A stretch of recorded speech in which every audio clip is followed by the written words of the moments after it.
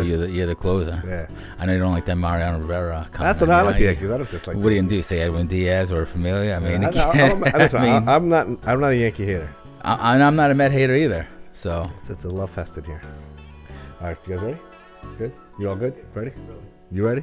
I've been born ready, my man. All right. So I like a little 3, 2, 1 to get things started, and then we get right into it. Let's do it.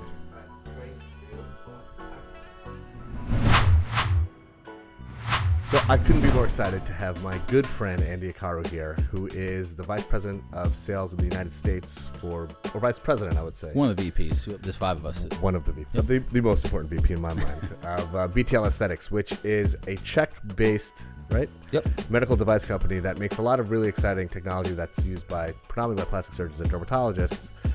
The most exciting of which I would say is the EMSCULPT device, which uses high-intensity focused electromagnetic technology to build muscle, burn fat. It's used to build up booties, sculpt abs.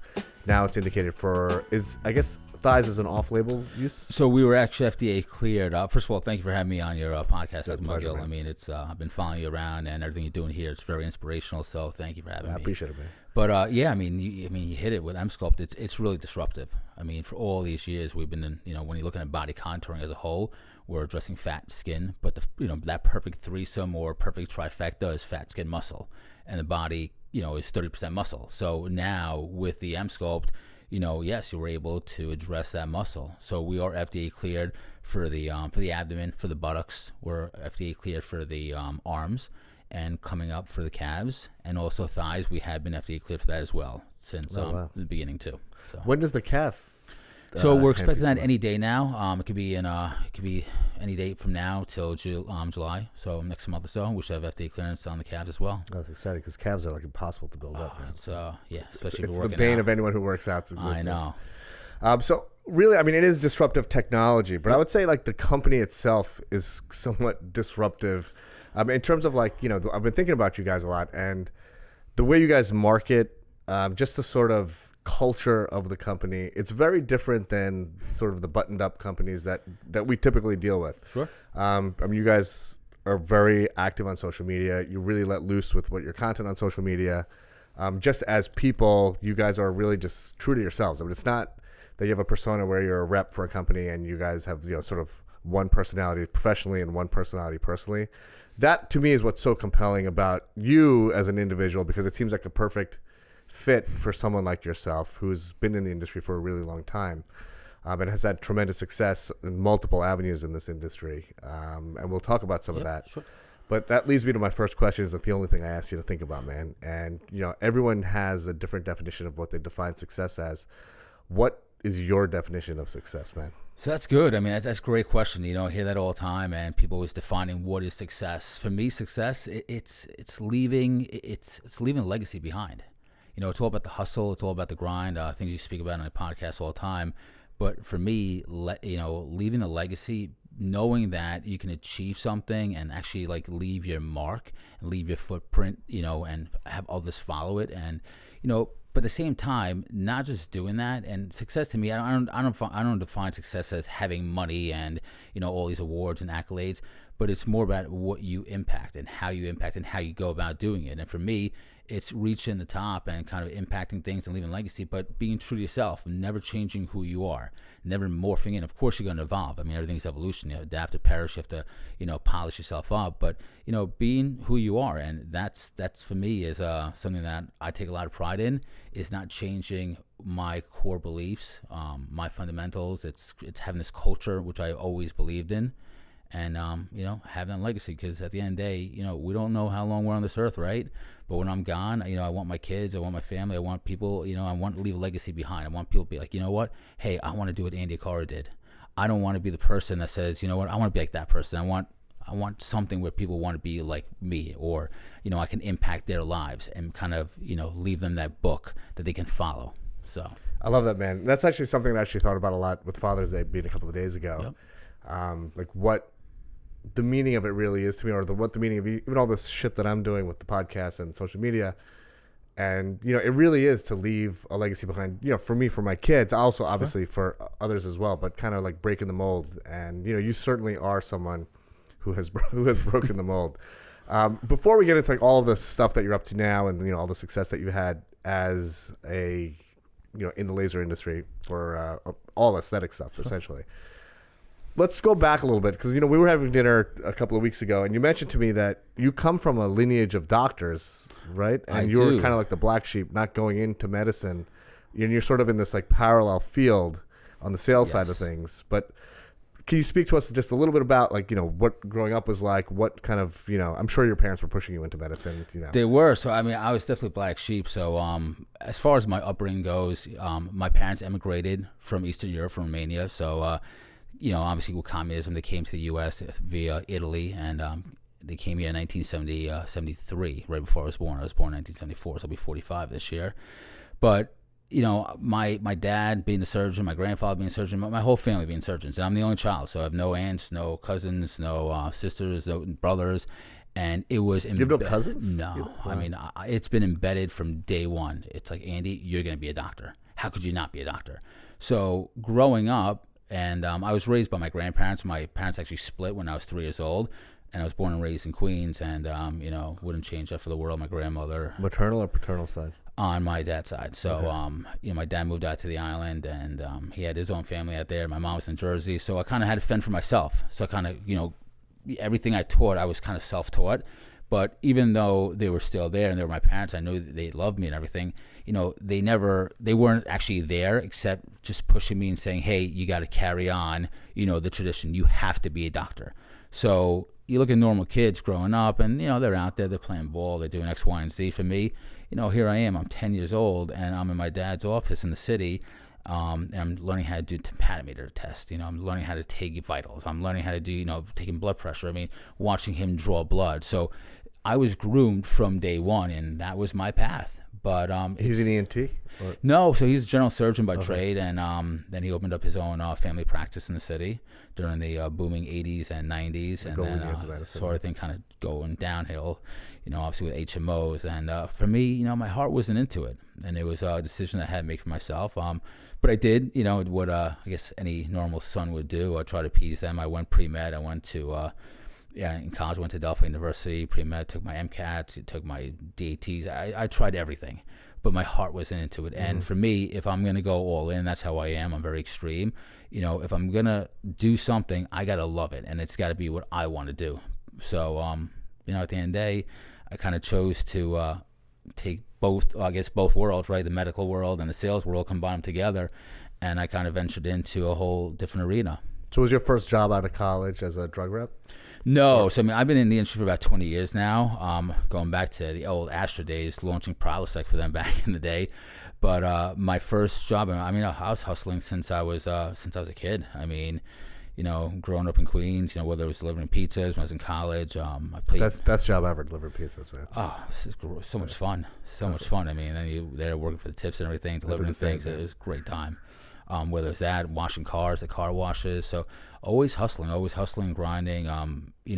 Myself, the way that I'm built, there is no off switch. I don't know if it's a good thing or it's a bad thing, but I have so much passion, and I love to work, and I love what I do, and it all comes back down to success, So I'm like, I really kind of consider myself a student of the game. I like to sit, observe, watch, and learn, and it's you're gonna make mistakes, you're gonna fall down, right? And there's an old saying: you never judge a person when they're on top. You judge a person when they're down, and how do they get back up? That's how you judge somebody. So, did you have some of that in your career? Always, yeah, absolutely. I definitely had that. Biggest one that I got knocked out was my previous company. We actually got bought out. I had a nice 12-year run over there, Sanshur, great company, and life happens, right? So. Public trade company, we got acquired for $1.7 billion. New regime comes in there, they want to do things their own way, and it kind of sucks because you build this whole entire culture and you're growing with all these people and you had a great time, and everything's all fine and dandy, and then stuff happens. And that's one of the reasons why I kind of got to BTL, because dealing with the public sector, catering to Wall Street, dealing with analysts, investors, catering to all that pressure after 20 somewhat years, it is such a breath of fresh air to work for a company that is private, that will never ever get sold. Just really good people, just different culture altogether. Is it like is it a family-owned company? Yeah. So So family-owned company. So BTL has been around now for over 26 years. Worldwide, over 54 offices in throughout the entire world, 1,800 employees. What's really impressive is that out of those 1,800 employees, 300 are R&D alone. And what's really neat about BTL is that they take 15% of the revenue every year and they dump it right back into R&D. Wow. Now, what a lot of people here in the States don't know is that BTL overseas, we have a bunch of different divisions. So cardiology is a division, physiotherapy is a division, and aesthetics is a division. Here in the U.S., we've been around here in the U.S. for about 8 years now. However, our home offices are in Marlborough, Mass, just outside of Boston. But it's only been like aesthetics. The laser companies are. Yeah. Right? Yeah. Palomar's there, right? Everyone's there. Palomar's there. Sancho's back there. Candela. So for everyone just comes to Massachusetts for whatever reason. Yeah, it's all a lot of brains. A lot of brains in Mass. I know. So I knew of you when you were at Cynosure. You were kind of like this epic figure, like in the industry, and you're exactly right. I mean, what I've heard about you then is kind of like the man I know now. Like I turned good things. I hope all good stuff. No, right. It was like you were just like a fun party guy who got the job done. And you actually brought tremendous success to that company, I believe. I mean, to me, the whole thing is you got to have fun. And that's one of the things that I mentioned before is that always be true to yourself and never change who you are. And I used to hear it all the time back in the day, Andy, you're never going to make it to the top. You're never going to get there if you don't change who you are. And I was like, fuck that. I'm always going to be me. Like, no one's ever going to take that away from me. If there's one thing that I am in full control of, it is myself. And to me, it's all about culture. Because if you can create an environment, if you can create an atmosphere where people actually love to work and want to work with you, you're hanging out with your family. It's a lifestyle. It's not work anymore. And that's what's like really cool. And I've always prided myself on kind of building that type of atmosphere where, we're brothers, we're sisters, we go out on vacation together, and you work. I mean, what better feeling that you wake up early in the morning, first thing, and it's like, hey, I'm calling my friend up. We're going out there and we're working together. We're striving. We're going to try to achieve and attain that goal. And you're doing it with people that you love, and you're having fun. So the one thing with your team is everyone is amazing. Like everyone's like a lot of fun, and like I love to hang out with them. And I do consider all of them friends because I've known them for so many years, just with all the various companies that they work for. And you've sort of assembled this like dream team of folks from all different companies and stuff that are all working for BTL. But how do you guys do it? Like, because party harder than anyone that I know in the device or even just any rep. But like you guys are also so incredibly productive. I mean, everyone is like, we'll be out till late at night or early in the morning, and then literally in the morning you're at the booth. And I've heard all the Mickey Mantle comparisons. Are they true? Are they not true? I mean, sleep, right? So you come down to sleep. I mean, I average maybe 3 hours of sleep. I mean, I'm on planes. I'm here. I'm there. I'm whether it's national flights, international flights. So is my team. But we work hard and we party hard. I mean, at the end of the day, that's to me, the way I look at it is that I know sleep is very important. Obviously, you want to get you 7 to 8 hours of sleep but I mean, I average about 3 hours of sleep. But the reason why is that you gotta put in the time. You gotta work during the day, but then you have to let off some steam at night, and it's not that easy because you're busting your ass, you're working throughout the day, and then at nighttime you get entertained, you're going out, you're having a good time, right. But you just wired a certain way. But once again, if you love what you do and you're so passionate about what you do, it's not work. It's hanging out, and it just becomes like second nature. It's just built in with. That's all. Yeah, that's all. I mean, that really resonates, man. So it's not bullshit. It's like I really feel that. It's true. It really is. One of the things also that I feel is sort of connection with you is that you have this like street smarts, and I think a lot of that has to do with what you were describing was the way you were brought up.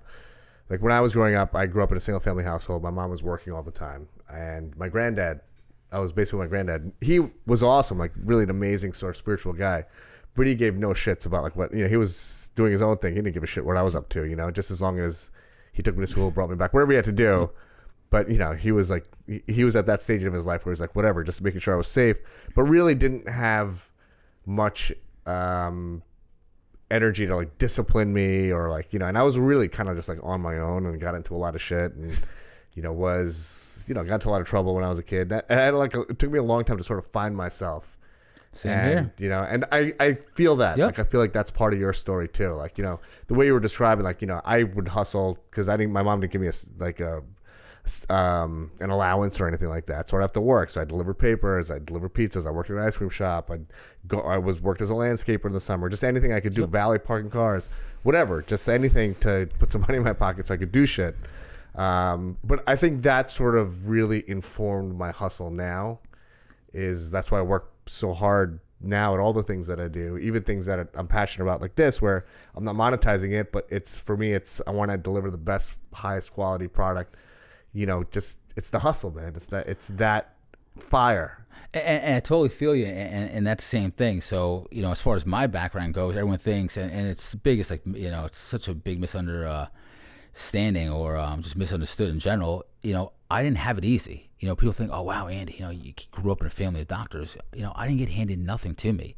So my parents got divorced when I was 3 years old, like I mentioned. My mom moved out to Jersey. My dad had his family, with his stepkids. So do you have step brothers and sisters? Stepkids out on the island, 3 stepsisters. But it was very different. So I was by myself with my grandparents. I barely spoke a word of English. So just growing up, Your grandparents didn't speak English. Yeah. Right. So it was, and like my grandfather, he's like one of the biggest surgeons back in Europe and Romania when he came over here. And coming over here, he mastered, when he took his test, but he failed on the English part, so he couldn't actually practice. So, but, growing up, I had this chip on my shoulder because I never took money. I never got anything from my parents. So it was all by myself. And, that chip on my shoulder, and it was, it's kind of, and I wouldn't change anything. I really wouldn't going back because it's kind of what made me who I am today. But, playing baseball, and I had a baseball scholarship, to Delphi University and other universities down south. I actually like to stay home because my grandmother at that time, she got hit with breast cancer and lung cancer. Oh. So I wanted to stay home, be with her, because one person I totally respect, and I guess is my hero. But she had the only person that really had kind of full control over me and really kind of molded me. But, I did have a chip on my shoulder because, playing baseball and everything else I did, there was no one there for me. I was by myself. I was always by myself. So when you're by yourself all the time, you teach yourself how to survive in this world. It is a crazy world out there. So, you mixed up with all different friends, good, bad, all sorts of different groups out there, growing up in Queens. But everything you do is an experience. And, that's where I kind of learned. I sat back there, like I said, I was in the game, picked up different traits, picked up different things, and, built my instincts. You fall, you get back up again, and it's, all these things kind of shape me today to who I am. And it kind of gives you the ability, which is something that I think I have, is you can talk to anybody, right? Just because you did that your whole life. Like as a little kid, kind of molded you to whoever you were talking to. Like, you sort of almost had, not that you had to be a chameleon, but you had to be able to relate to people. So like, I see this in you. Like you could be talking to like the most, famous plastic surgeon or dermatologist who's like really could be buttoned up, or you could talk to like, someone that's sitting next to you at the Yankee game, and it's the same thing. You're you.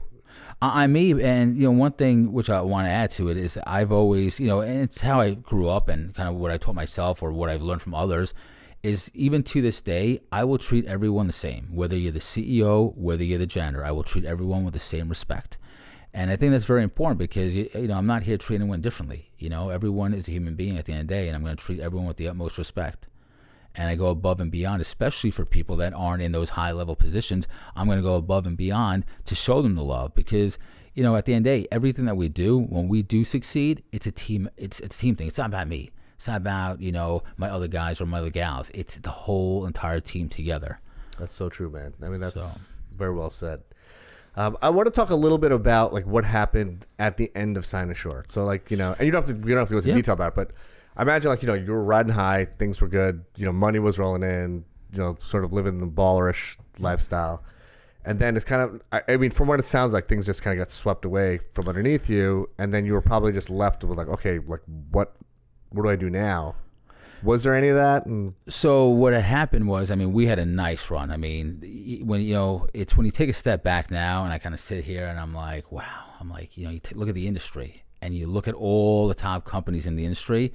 They all came together from Cynosure. It's the presidents, CEOs, VPs, throughout every big company it was all from that big dream team that we all came Right. to. And Cynosure was kind of built from other smaller companies that were exactly good from Coherent, from Cutera back in the day. Palomar. Yep.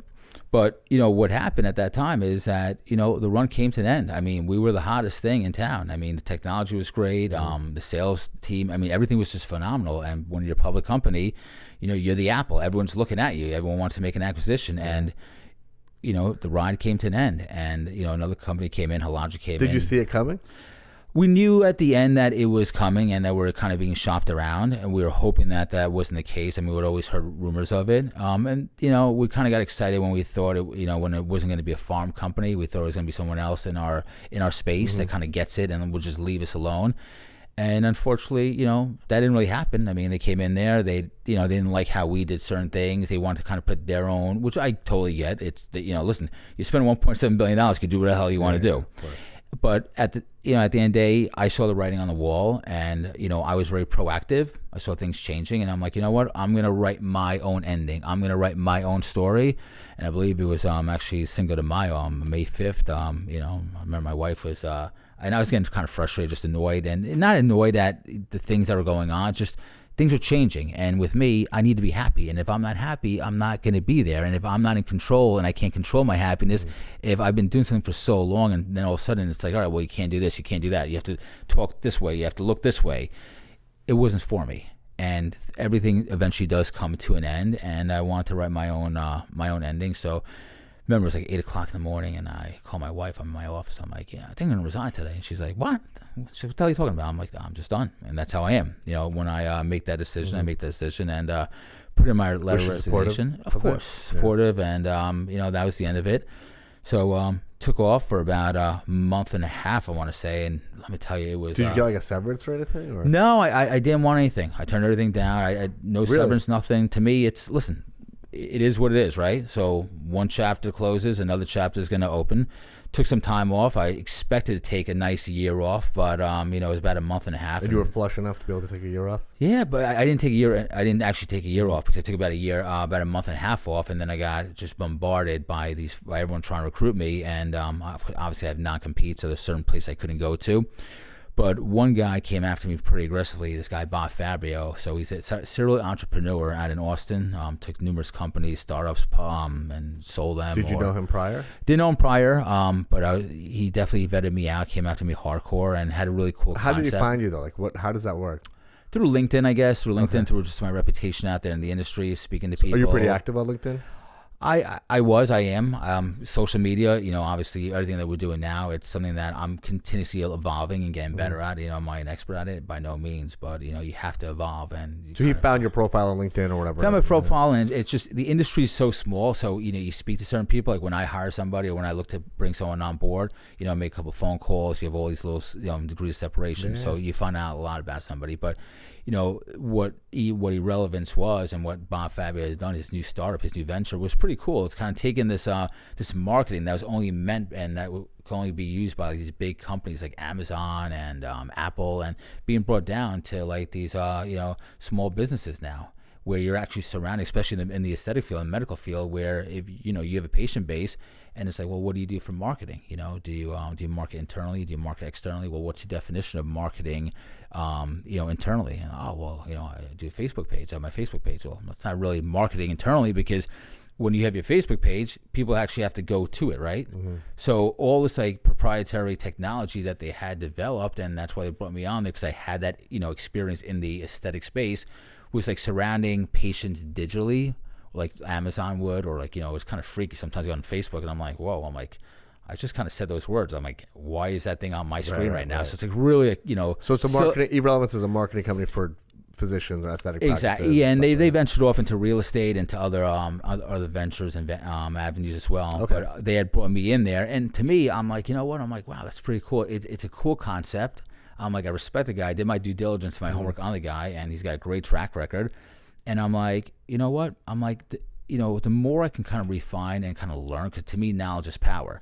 And I've always, done well with business and with sales, but I'm like, you know what? This is an opportunity for me to learn from somebody, to learn about the startup world, but more importantly, to also learn about marketing. I really wanted to be an expert in marketing. And let me tell you, what was your role there though? Like, I was VP of sales. So I came in as VP of sales, and you know, I was part of their leadership team, and now I'm actually an advisory board member for them. oh, really?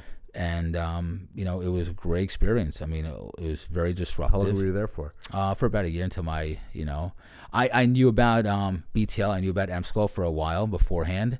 Just through like industry buzz. Through industry, well, it was one of the best kept secrets. So when we launched EMSCULPT, no one saw us coming. But I had knowledge, you know, and I was in talks with BTL prior to it. But obviously with my non-compete, things were kind of a little sticky.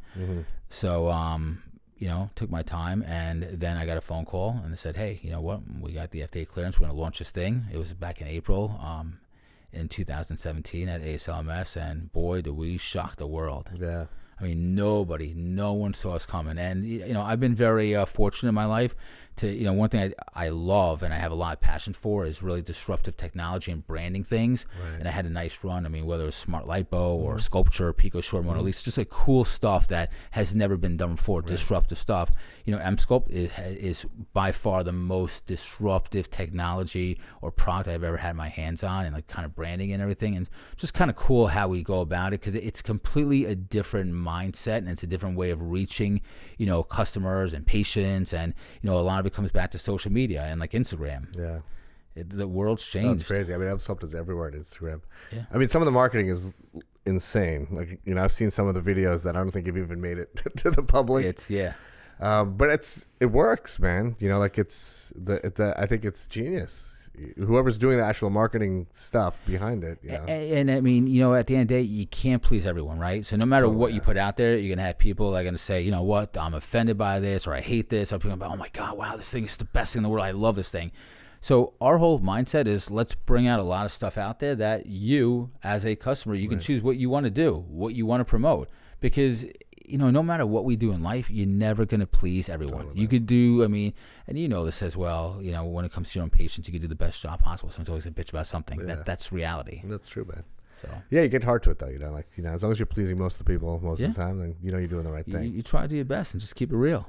So what's next, man? What's next for BTL? Oh man, I gotta tell you something. You know, coming over here, one of the reasons why I came to BTL is it's the company culture. It's company culture. It's the foundation. It's really a family-oriented company. Going back to Prague, which you know, I don't know if you've I've never been, but you guys were all just there. And we've just been there. I was there last year. I'm going back there again now in August. It's one of the most beautiful places I've ever been. That's I mean, the people are nice as can be. I mean, the culture, the city. I mean, everything about Prague it really is breathtaking. It's just beautiful.